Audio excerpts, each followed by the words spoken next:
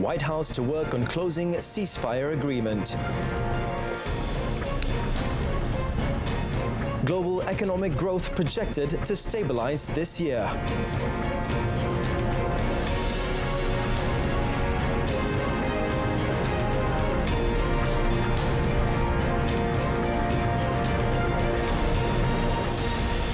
Good afternoon and Salam Malaysia Madani. My name is Daryl Baptist and this is World Today. U.S. Secretary of State Antony Blinken vowed Wednesday to work to seal a Gaza ceasefire agreement, saying not all Hamas demands were acceptable. He voiced hope gaps could be closed. Consulting with key mediator Qatar on the Hamas response to the plan outlined by U.S. President Joe Biden, Blinken said the Palestinian group could have given a clear and simple yes, but voiced guarded hope for moving forward.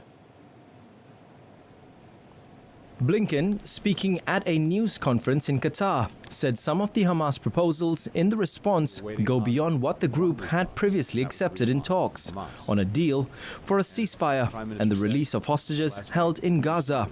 He added the group had proposed numerous changes in its response to a ceasefire proposal. He noted that some of the changes are workable while others are not. But in the days ahead, we are going to continue to push on an urgent basis with our partners, with Qatar, with Egypt, to try to close this deal. Because we know it's in the interests of Israelis, Palestinians, the region, indeed, the entire world. And we all agree that the deal has to be grounded in the principles of the ceasefire proposal that the entire international community supports. Hamas proposed amendments late Tuesday, including a ceasefire timeline and the complete withdrawal of Israeli troops from Gaza. The plan Biden laid out on 31st May calls for an Israeli withdrawal from major population centers and a ceasefire for 6 weeks, which could then be extended if negotiators need more time to seek a permanent deal. Blinken declined to elaborate on the Hamas demands. On a related note, Qatari Prime Minister and Foreign Minister Sheikh Mohammed bin Abdul Rahman Al Thani said that there was a clear and firm call to end the war in Gaza. This is an issue that we've been struggling with for a very long time, is how to ensure that we bridge the gap between those two fundamental differences between what Hamas wants as a permanent ceasefire and what Israel wants as a hostage release and maybe a plan to continue the war. I think what we have achieved in this structure is the best way to bridge those gaps and to merge both tracks. He added that the current proposal for a ceasefire in the Palestinian enclave was the best way to bridge gaps between Hamas and Israel. When asked about Israel and Hamas's commitment to the current proposal, the Prime Minister said both sides needed to be pressured to reach an agreement and both had been counterproductive. Still with more updates from Gaza, more than 8,000 children aged under 5 have been treated in the Gaza Strip for acute malnutrition since war broke out. WHO Chief Tedros Adhanom Ghebreyesus said 28 of those children had died, and a significant proportion of Gaza's population was now facing catastrophic hunger and famine-like conditions. Tedros said the UN Health Agency and its partners had attempted to scale up nutrition services in the besieged Palestinian territory. Over 8,000 children under 5 years old have been diagnosed and treated for acute malnutrition, and among them 1,600 were suffering from severe acute malnutrition, also known as severe wasting, the most deadly form of malnutrition. However, due to insecurity and lack of access, only 2 stabilization centers for severely malnourished patients can currently operate. Our inability to provide health services safely, combined with the lack of clean water and sanitation, significantly increased the risks of malnourished children. There have already been 32 deaths attributed to malnutrition, including 28 among children under 5 years old. Tedros said there was also an escalating health crisis in the West Bank, with attacks on healthcare and movement restrictions obstructing access to health services. He said that since the Gaza war started, the WHO had documented 480 attacks on healthcare facilities and personnel in the West Bank, resulting in 16 deaths and 95 injuries in the Palestinian territory. And now we move to Europe, where British Prime Minister Rishi Sunak and Labour leader Keir Starmer were grilled by voters at a televised event on Wednesday, with both challenged over past decisions, pledges, and how they would fund policies if they won the election. Britain votes on 4th July in an election widely expected to be won by the main opposition, Labour Party, a victory that would end 14 years of rule by Conservatives who have been led by Sunak since 2022. Thank you so much for coming. Sunak was booed and heckled over doctors' strikes, migration and his policy to introduce national service for young people. Starmer was taken to task for what one audience member said was his avoidance of answering questions and over his previous support of his predecessor, left-wing veteran Jeremy Corbyn. A poll taken after the event in the northern English town of Grimsby said 64% believe Starmer had won the event on Sky News.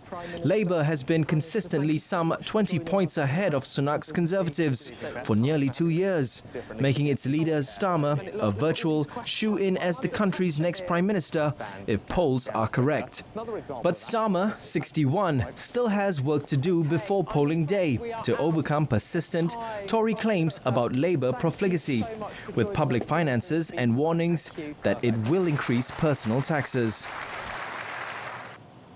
French Conservatives on Wednesday said they had removed their leader, Eric Ciotti, for trying to strike an electoral alliance with the far-right National Rally, or RN, although he insisted he was still in the post. The Republicans' political committee had voted unanimously to oust Ciotti, as the party is looking to present candidates to the French public with clarity and independence in snap polls called by President Emmanuel Macron. Ciotti, in a post on X social media, insisted that he is still the president of the party, calling the committee's decision a flagrant violation of France's statutes that was illegal and void. A mass revolt broke out among Republican heavyweights after Ciotti announced his deal with the RN on TV on Tuesday. He closed the party headquarters near the National Assembly lower house for the day, after the political committee called an emergency meeting. He claimed that the closure was for staff safety after receiving threats. The Republicans have been squeezed between President Emmanuel Macron's centrists and the far right since 2017.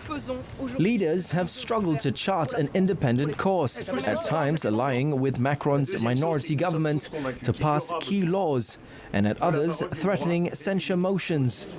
Macron on Sunday announced snap elections in the wake of his own European vote battering.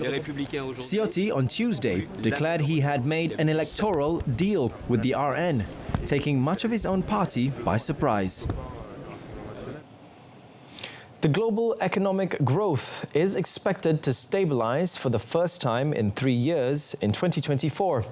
But at a level that is weak by recent historical standards.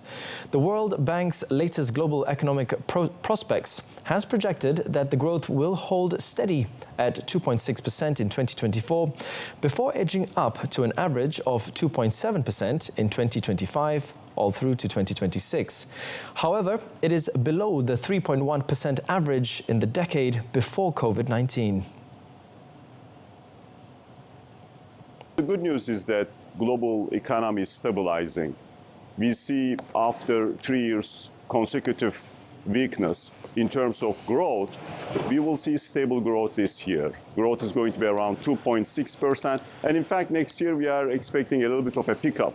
According to the report, countries representing 80% of the world's population and GDP output will see weaker growth through 2026 than they had prior to the pandemic.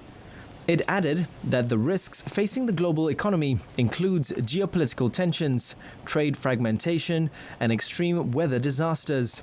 Nevertheless, prospects for the world's poorest economies are even more worrisome as they face punishing levels of debt service, constricting trade possibilities, and costly climate events. Those countries will continue to require international assistance to fund their needs.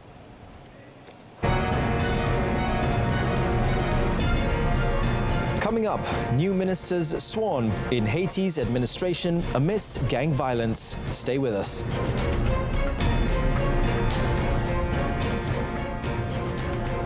Haiti's administration swore in ministers on Wednesday, rounding out the new Prime Minister's cabinet in a stark departure from the previous government as the country battles a deep humanitarian crisis fueled by armed gangs. The cabinet, announced nearly 2 weeks after Prime Minister Gary Conil himself was named to his post, trims the number of ministers while replacing all who served in former Prime Minister Ariel Henry's cabinet.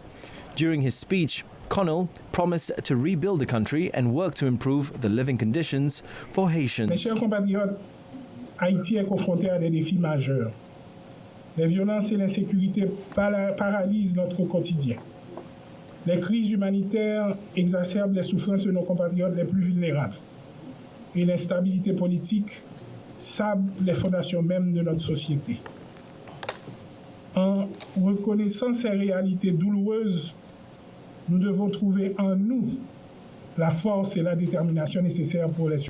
Haiti's prolonged social and political crisis has deepened since a presidential assassination in 2021 threw the Caribbean nation into upheaval. Gangs have expanded their control over the country while displacing thousands of civilians. In the new cabinet, the Prime Minister will also serve as Interior Minister, controlling much of Haiti's security forces as well as intelligence gathering. Separately, Conil's office said he had met on Tuesday with U.S. Ambassador Dennis Hankins, with whom he had discussed U.S. support for a long-delayed security force set to bolster Haitian police in its fight against gangs. Further down in Argentina, hundreds of security forces fired tear gas and water cannons at rioting demonstrators in Buenos Aires who were protesting Wednesday against proposed economic reforms. 2 cars were set alight by the angry protesters as the demonstration turned violent, while Argentine lawmakers debated a swath of liberalizing reforms proposed by budget-slashing President Javier Milei. Scuffles first broke out when protesters tried to bypass a system of fences set up between them and Congress, with demonstrators lobbing stones at officers who pepper-sprayed them. Observers and opposition MPs said dozens of demonstrators and a handful of lawmakers received medical attention. At least 40 people were treated at the scene after being pepper-sprayed. Inside Congress, senators debated what remains of Milei's flagship omnibus reform bill, rejected in its original form and approved with major changes by the lower house chamber of deputies in April. The whittled-down bills include declaring a 1-year state of economic emergency, allowing Milei to disband state agencies and privatizing about a dozen public companies, including state-owned carrier Aerolíneas Argentina. By decree, Milei has cut the cabinet in half, slashed 50,000 public jobs, suspended new public work contracts, and ripped away fuel and transport subsidies, even as wage earners lost a fifth of their purchasing power, and annual inflation approached 300%. More protests, unfortunately. Dozens of demonstrators were injured in the Armenian capital of Yerevan on Wednesday after police fired stun grenades and an anti-government rally outside parliament. Several thousand people rallied outside the parliamentary building to protest Armenia's land concessions to arch foe Azerbaijan, as Prime Minister Nikol Pashinyan was answering questions from lawmakers inside.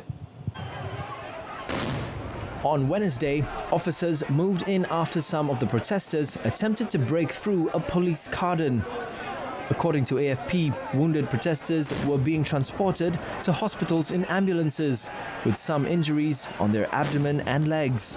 The country's medical authorities said at least 79 people had sought medical help. The Interior Ministry said 98 protesters had been detained for disobeying police, adding that 6 officers were among those injured. Protests have gripped Yerevan since April, after authorities agreed to hand back to Baku territory Armenia had controlled since the 1990s. Greece temporarily shut the ancient Acropolis tourist site for the hottest part of the day, suspended schools and stationed medics across Athens on Wednesday as it faced the first heat wave of the summer. Temperatures were expected to hit 43 degrees Celsius in some parts of the Mediterranean country, driven by southerly winds bringing hot air and dust from North Africa. The Acropolis Hill, home to one of the world's most famous archaeological sites that include the Parthenon Temple, was closed from noon to 5 p.m. local time, and Red Cross staff handed out bottles of water to tourists. Ενημερώνουν τους πολίτες πόσο σημαντική είναι η ενυδάτωση του οργανισμού. Και όχι μόνο. Αυτή την περίοδο με τις ακραία υψηλές θερμοκρασίες χρειάζεται να φορούν καπέλο, να φορούν ανοιχτόχρωμα και άνετα ρούχα. Επίσης, τα γυαλιά ηλίου και η αντιλιακή κρέμα είναι από τα σημαντικότερα που πρέπει να χρησιμοποιούν και σε περίπτωση που νιώσουν μια μικρή αδιαθεσία να παραμείνουν σε σκιερό μέρος. Many primary schools and nurseries across the country will stay shut for 2 days. Greece is one of the most climate-impacted countries in Europe. Last year, rising temperatures fueled deadly wildfires, and erratic rains caused some of the worst flooding on record, both of which damaged crops and livelihoods. Authorities carried out rescues in south-central Chile on Wednesday as heavy rains continued to pound the area and cause rivers to overflow. According to Chilean authorities, at least 400 families have been evacuated from their homes in La Araucanía, Biobío and Ñuble regions due to an intertropical cyclone. The country's Minister of the Interior and Public Security, Manuel Monsalve, has instructed a full deployment of resources and authorities to help the flooded region. Authorities have also warned the public to take precautions as heavy rain and strong winds are approaching. Classes have been temporarily suspended in O'Higgins, Metropolitana, Valparaiso and Coquimbo and the Biobío regions. The intense wind and rainstorm that has hit central and southern Chile have damaged homes and cut off roads due to flooding and rising rivers. The government has declared the worst affected areas as a disaster area. The Meteorological Office forecasts strong winds and rain will continue in the 3 regions and that the storm will extend to Santiago.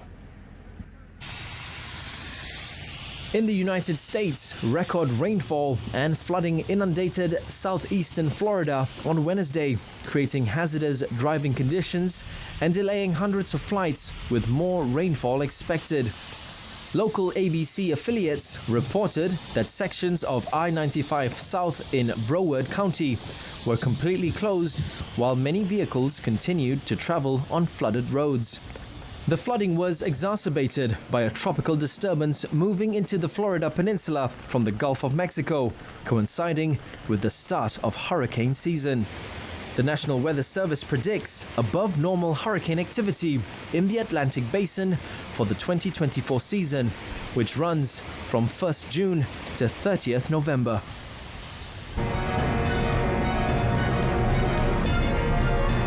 Up next in sports, Malaysia shines bright in Muay Thai Championships. Stay tuned. Here's a spot of good news for Malaysians. Starting off our sports segment this afternoon, national professional men's singles shuttler Lee Zijia started his campaign at the Australian Open on a positive note by eliminating India's Sanka Muthusamy Subramanian. The 26-year-old, however, had to struggle to secure his spot in the second round. It took Zijia 1 hour and 4 minutes to defeat Sanka Mutusami 21-16, 18-21, 21-10 in the match held at Sydney Olympic Park. Zijia is next scheduled to meet compatriot Sung Ju Wen, who overcame Canadian challenger Victor Lai 21-16, 21-16 in another first-round match today. National women's singles player Kay Litshana also advanced to the second round after an easy victory over host shuttler Ira Samir Acharya 21-6, 21-5.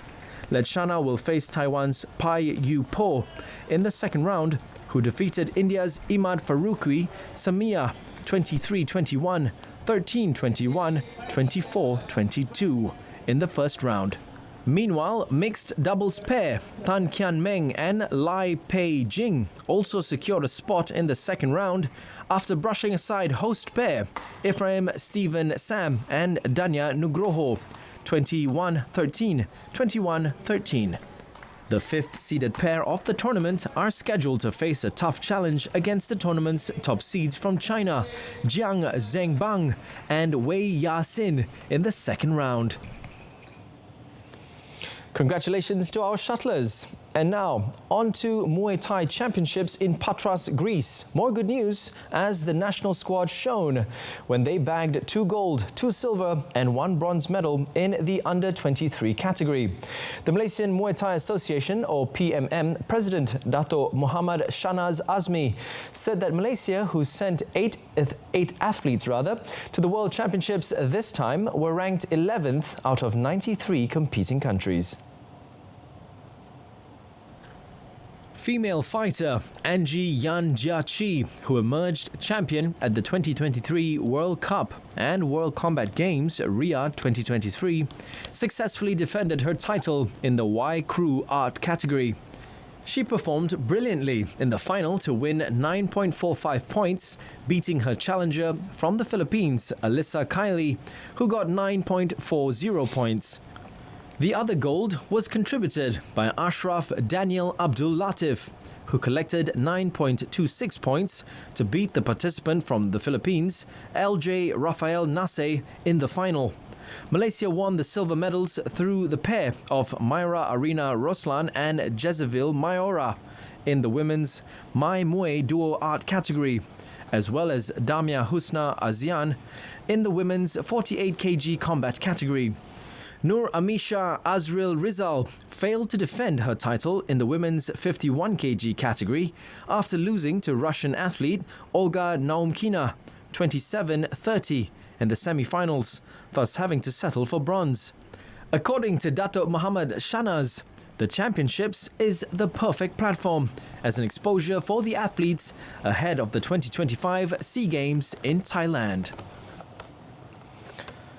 Fans at Euro 2024 will be given more detailed information on video-assisted refereeing decisions than before. The head of UEFA's refereeing committee, Roberto Rossetti, said screens at stadiums across Germany will provide technical explanations of VAR calls in order to improve spectator understanding. One of various criticisms of VAR technology since its widespread introduction has been the difficulty match-going fans have in understanding why certain decisions are made. Rossetti said referees will be able to give explanations to the captains of the teams they are refereeing, but other players challenging decisions or demanding information will be cautioned. This rule was applied in all 3 UEFA club competition finals, with 2 yellow cards in the Champions League final, 2 yellow cards in the Europa League final, and 1 yellow card in the Conference League final. So we wanted to explain to the players what's going on in the match. But of course, it's impossible to explain the referee decision to 10, 12 players surrounding the referees. So we need only one person. We need only one player. We need the captain. Only the captain. This is the message. He added that for teams with a goalkeeper as captain, an outfield player will be chosen before the match to stand in. Still in the world of football, Italian giants Juventus on Wednesday named Thiago Motta as their new coach, replacing Massimiliano Allegri, who was sacked last month. Motta, 41, was previously in charge at Serie A rivals Bologna. Motta made his coaching name at Bologna, who joined in 2022. Last season, he led the team to 5th place in Serie A and qualified them for the Champions League for the first time. The former Italian international was part of the squad, which finished runner-up at the 2012 European Championships.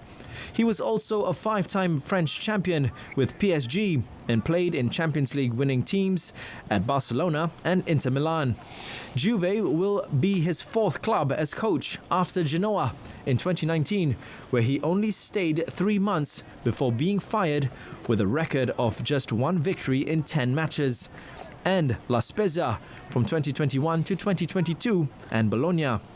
According to the Italian press, Motta will earn an annual salary of 3.5 million euros.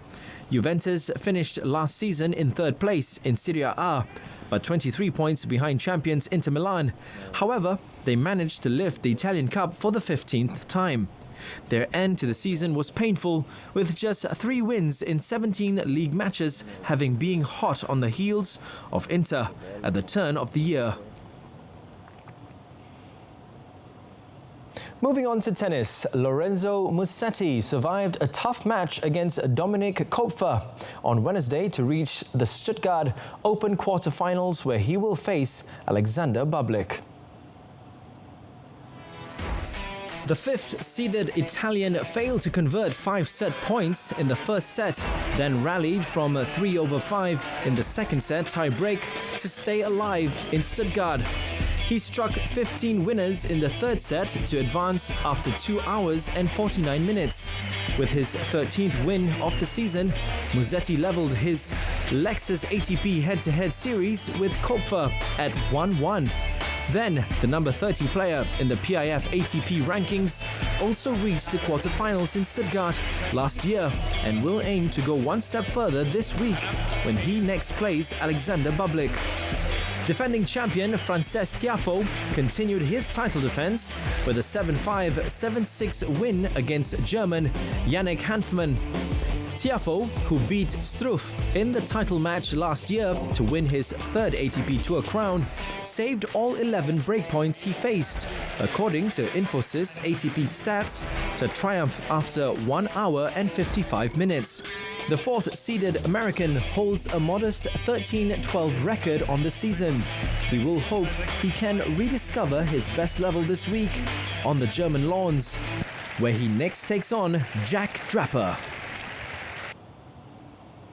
And that concludes our bulletin this afternoon. Here's a recap of our top story. White House to work on closing ceasefire agreement. Do join us again this evening on TV1 and Saluran Berita RTM at 8:30 p.m. for more news. Or you can always stream us online through RTM Click's website and mobile app. Till then, I'm Darryl Baptist. From the river to the sea, Palestine will be free. Goodbye for now.